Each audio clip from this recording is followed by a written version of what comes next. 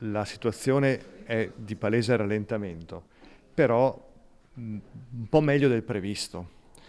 Dopo lo shock della pandemia, dell'inflazione, della guerra, si temeva il peggio e invece l'anno si chiude sì con indicatori che indicano stazionarietà, ma non si va in territorio negativo. Complici l'inflazione record e le incertezze geopolitiche, l'economia ha rallentato anche tra Belluno e Treviso, ma il rapporto congiunturale della Camera di Commercio sull'industria allontana lo spauracchio di una recessione. Ma la cosa più importante è che il sentiment dei nostri imprenditori manifatturieri veneti come di Treviso e di Belluno guardano al primo trimestre 2023 con maggiore positività.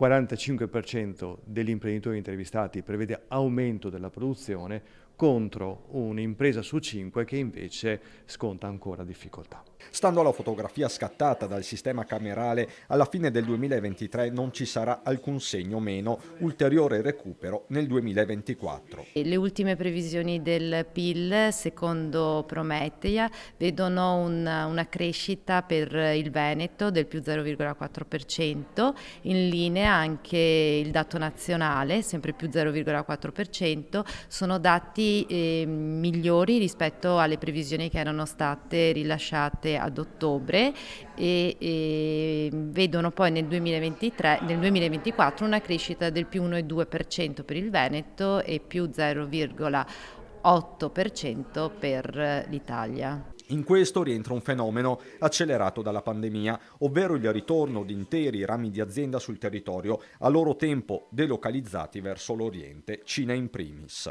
Un 15% ha proprio riportato in azienda, internalizzato le attività. È un dato che va a comporre quelli che gli analisti parlano di globalizzazione 2.0. Mercati più incerti, più flessibili, più versatili hanno bisogno di reti del valore maggiormente controllate dalle imprese.